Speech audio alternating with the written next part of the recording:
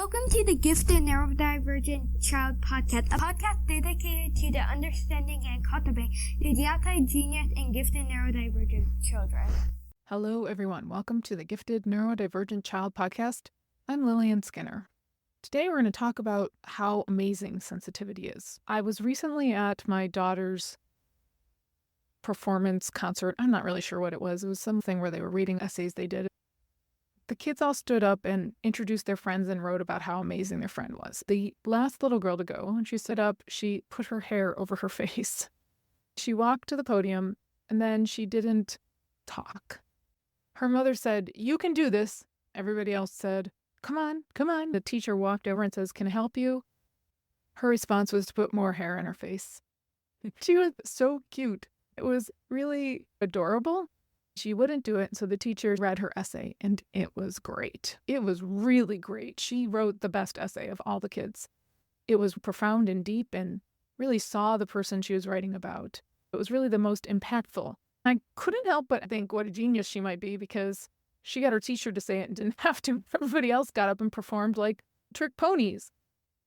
We have this narrative that says if a child is not conforming, there's something wrong with them. That each child is a blank slate that must be written on. They must be the one that does the bidding. But that is not the brightest child. That is actually the average child. That's why average is the ideal. We have a society that wants to write on the slates of all these children.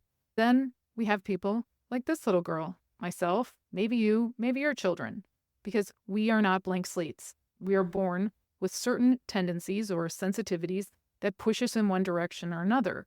We don't have a lot of control over that because they are hardwired at a body and brain level. We have sensitivity at the body, we have sensitivity at the brain. That determines what our giftedness is and what our differences are. ADHD, I believe, is sensitivity at the body. Sensitivity at the brain is autism. That is high ability to imprint on the brain. That is high ability to condition the body. We have lots of ADHDers who are excellent athletes because it's a part of somatic intelligence. We have lots of scientists who are excellent thinkers, and they're autistic because it's sensitivity to imprint on the brain. We need to recognize that sensitivity is the reason we're taking these extra inputs and are able to use them. I have a theory that most of our chronic diseases or differences have some value. We just haven't looked at them that way because we focus so much on the average. We haven't really tried to look at the differences. By going by the ideal that they've chosen, which is average, normal, we miss out on the giftedness that somebody has if they are an outlier. I have Ehlers-Danlos, as do many dancers. It gives me incredible flexibility. I have to maintain my strength to keep my flexibility healthy and safe. I could be a very good dancer, but I was never put in it because I grew up poor, so I didn't get that opportunity. If you're not allowed them, if you don't go into them, they turn into things like Ehlers-Danlos. They become an issue. However, if we looked at our sensitivities and tried to understand them, then it becomes a different sort of scenario. Then it becomes the use of the understanding of and cultivation of them as if they were the talent, because they are the drivers of the talent. I think it should be noted that this little girl was demonstrating what a great teacher she had. She was comfortable enough to let her teacher read it for her. I can honestly say there's never been a point in my life where I would have let someone do that for me. I would have felt too much shame being on the spot. We need to understand that this teacher was exceptional. This situation was exceptional. Her peers not judging her was exceptional. The fact that she didn't cave to the parents saying, "Come on," was exceptional. We don't recognize how amazing children are that go against the grain. They are the bravest. They are the ones who are showing incredible intelligence, the ability to see the big picture and put their needs first. It is natural for her to want to put her needs first. She has higher needs because she's more sensitive. Her development is going to be different. It's going to be longer. It's going to be deeper. She's willing to put herself on the outside of the group to continue the healthy development. I felt privileged to watch that. I really want to make sure that everyone understands that is not dysfunction. That is an indicator of intelligence and well-being.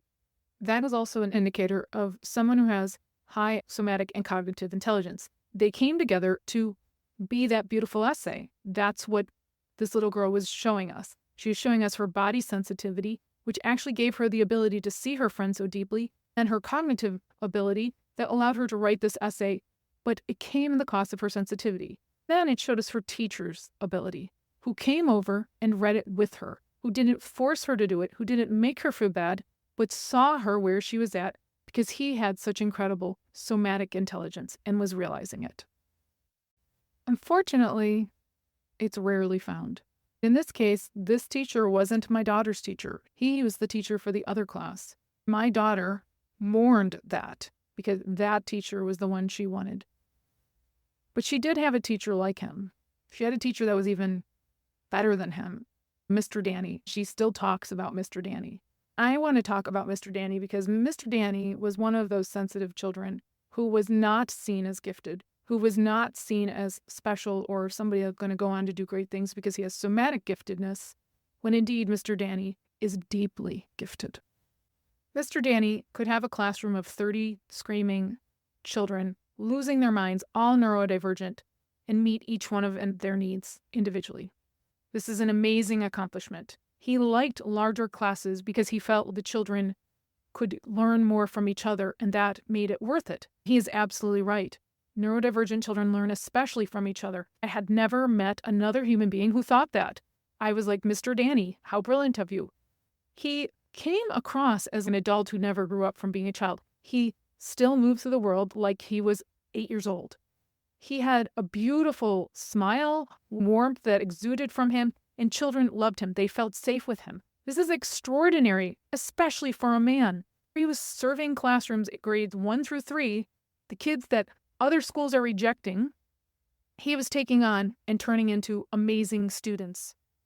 Mr. Danny had a gift for educating, seeing, and understanding people where they were at. He could go back to being a kid because he had all those memories stored in his body. He felt what those children were feeling, and he met them where they were at. Those children blossomed under his care. My daughter looks back at him as her favorite teacher. She's had some really great teachers over the years, but Mr. Danny will probably always be her favorite teacher.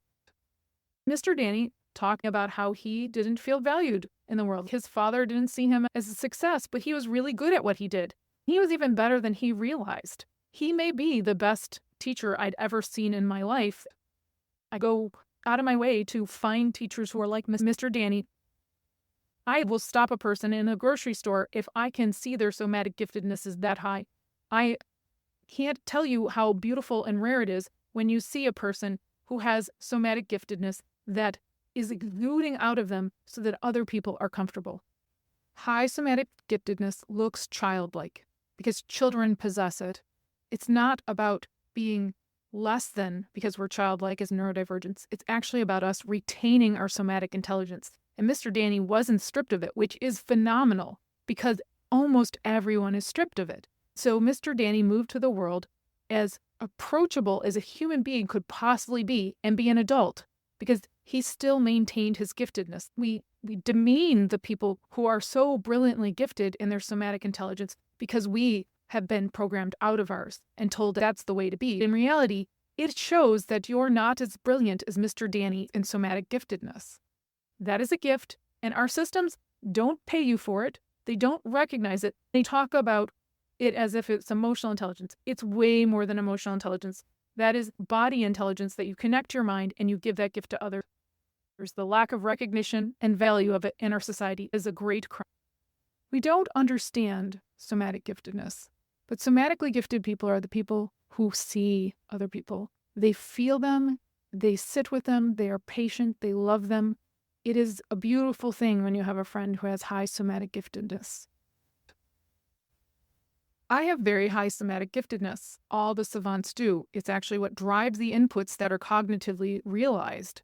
However, I also have really high cognition. That puts me in a different realm than Mr. Danny. I am not like him. While I can see children, I cannot work with them like he can.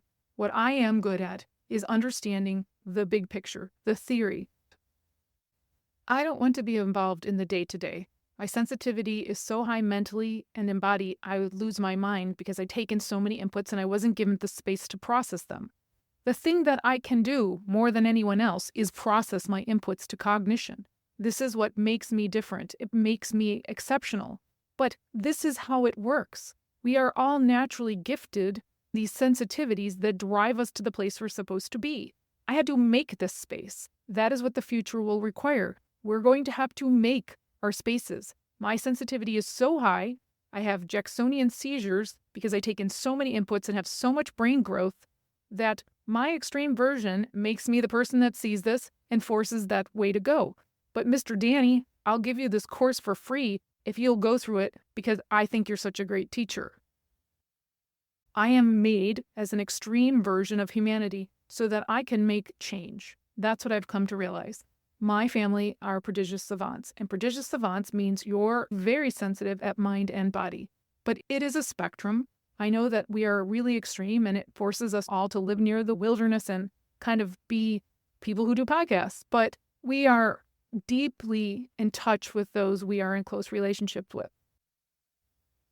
People are both afraid of and starving for the way I move through the world, the authenticity that I have.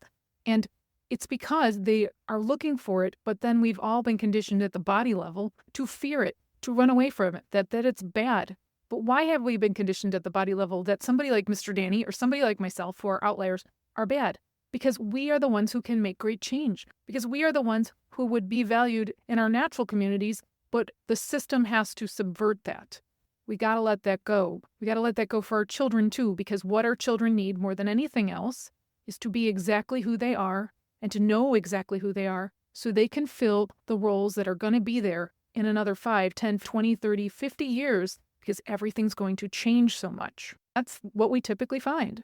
We have to understand that having high somatic giftedness or having high cognitive giftedness does not all result in the same outcome. It is a spectrum. As it gets higher in one space or another or both, you become the extreme version. I do not fit into the system in part because my intelligence is not one that they can harness, but also because my intelligence is about the future, and we have been too focused for so long on the present. Now that we need the future, all of a sudden I've been declared brilliant. But before that, I was, what is wrong with you, Lillian? This is something that you have to realize for your child. Your child is about to become gifted, or they are about to become doubly gifted if they have not been up until now. Because your child is more than what they say. But our systems need to control them. It needs to let them know that they need to fix themselves because that's what they do. They make you focus inward so that you're not focusing outward and noticing how messed up everything is. It has gotten this far, this bad, because the most sensitive, wonderful, deep thinkers have been trying to fix themselves and not the outside. From the moment you are born, they oppress your somatic giftedness. The swaddling they do at birth, my children hated and quickly pushed out of it. Then I found out that swaddling is somatic oppression. Putting diapers on is somatic oppression. They don't do that in all parts of the world. There's places the mother detects the baby's need to go potty, then put them on a toilet or a towel or something else, because this is how a mother gets to know their child. I did this without realizing it with my children because I wore them so much. I knew when they had to go to the bathroom. My children potty trained very early as a result of my knowing their patterns. But we don't do that here. We put them in a diaper. We have many methods and styles, such as putting a child in a stroller, then putting them in a seat in the Western world that are oppressions of somatic giftedness so your child fits into close spaces, behaves, and doesn't run around free. Researchers of indigenous groups or native groups often talk about how brilliant the children are. Part of the reason is that the child is living a lifestyle that opens up their somatic giftedness. This is the giftedness of the body. The child maintains the connected intelligence or integrated intelligence that they were born with. I struggled in school because of my unified intelligence, because I have an extreme form of it.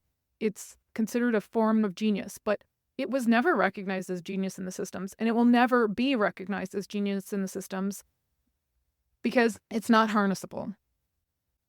The key is the harnessableness. Cognitive is harnessable.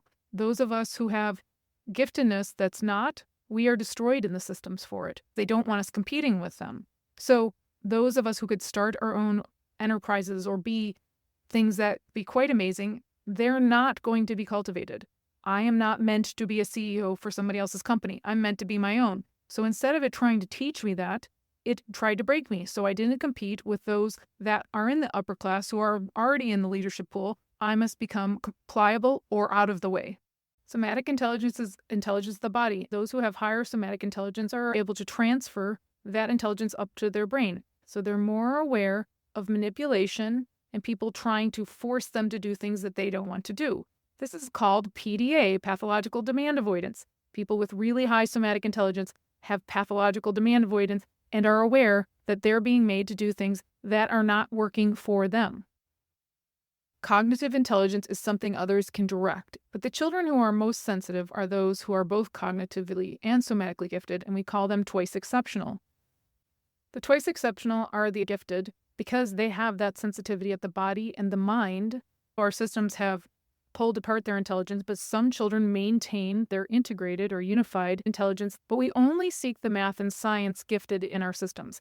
I, as a humanities kid who's really an extreme outlier, was crushed over and over again because that's not the kind of talent they want to foster. They're not interested in having a healthy community. They are interested in maintaining a society that they get to dictate how everybody moves and functions. Part of that is the focus on cognitive.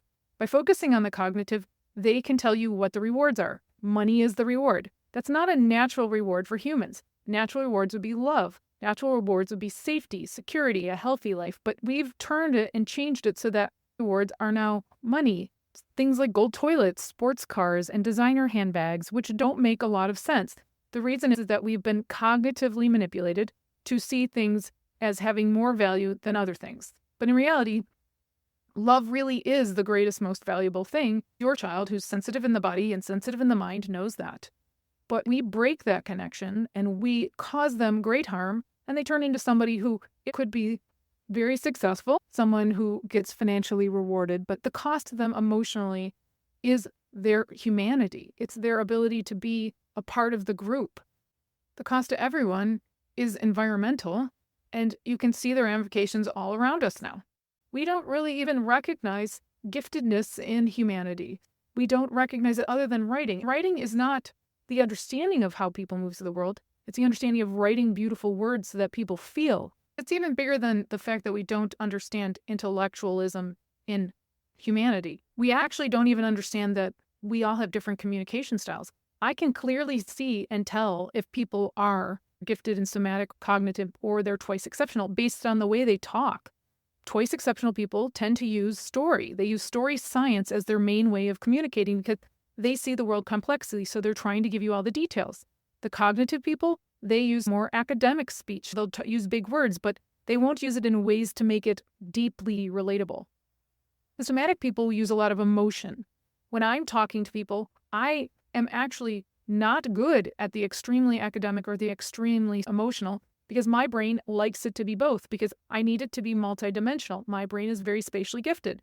I struggle when people go extreme academic where it's a lot of words with context, or extremely emotional because my emotions have meaning. If you give me a lot of emotions, it means nothing because they literally mean different words for me. I have a clarity that is extreme on what my emotions are saying. I have been told my whole life that I need to communicate better, but what they mean by better is more average. I communicate very well. I take very complex ideas and break them down and put them into a story science. People who I need them to hear understand it. I didn't need to communicate better. I needed to communicate like average. With the advent of AI, that's very easy for me to do. I can actually take what I've written, put it into AI, and ask them to make it more average. It's fantastic. AI is a translator for the outliers. But at the same time, it will replace the value of the cognitive. When I'm communicating with people who are like me, I don't use AI because they learn the way I learn. If you've ever met someone who says they don't have a genre, they're likely twice exceptional. Because twice exceptional people are seeking other twice exceptional writers. We don't care what genre they're in. We know that they will write or make in a way that we love. If you're asking how that can be, it's because our education system has been turned into a religion. They give you one answer and it's the right one. But I'm pretty certain that's not how education's supposed to work. That's not how the greatest teachers of humanity saw it. Learning is done through debate. It's done by a going back and forth. It's about understanding and having context around things and asking questions to get greater depth of knowledge. It's about knowing the world as a whole, not just parts. Also, while knowing that there's never one perfect answer, there's a multitude of others that could be based on different circumstances, etc. Now we're running into this black and white sort of thinking. It's partly because we have simplified everything to 2D. That's what Dr. Linda Silverman talked about, was the 2D, 3D perspective. It's partly because we have separated our emotions and intellect. So we're moving through the world as only body-oriented or only mind-oriented. You're going to be a dancer or you're going to be a scientist. There's no in-between. But there are polymaths, people who have so many gifts. The reason is that their brain's still connected in some ways, and they're going back and forth and learning. And there is a reason why we have not advanced as much on the humanity side that we have on the math and science. We value the people who have the ability to write very emotional things more than we value the people who think logically for humanity, the people who are actual intellectuals about humanity. This is going to come across as harsh, but I really don't understand how we can see Brene Brown's work as PhD level intelligence. I knew in kindergarten what she says about emotions. Emotions have always talked to me. I can have conversations between my emotions and my intellect, between my subconscious and my conscious. I can go back and forth and ask my body to explain why it's feeling a way or why it's doing something. This is a really beautiful thing. It gives me clarity about why I'm doing something when somebody's making me feel a certain way and it's not actually in my best interest. In other times, this would have been declared insanity. But right now, it's allowable because they're letting us come out because the future is changing and they need all of the people who have these gifts, so we're allowed to be again. Your children's potential is amazing. We have been told the opposite because they were trying to get everybody into the workforce so that they could serve the building of the nation, the functioning of our society. But it came at the expense of the outliers. It broke my parents. Please don't let it break your children. If you're struggling with your children, if they don't want to go to school, if they hate life, listen to them. Understand what the sensitivities are. Try to figure out a way to cultivate those sensitivities. I am building micro schools and I am training teachers for those micro schools right now in my savant circles, trying to help people get out there as quickly as possible how our somatic works, how our cognitive works, how to connect them, and how we actually develop our full intelligences. Most of the people I'm working with already teach. Now we're adding new ways of teaching.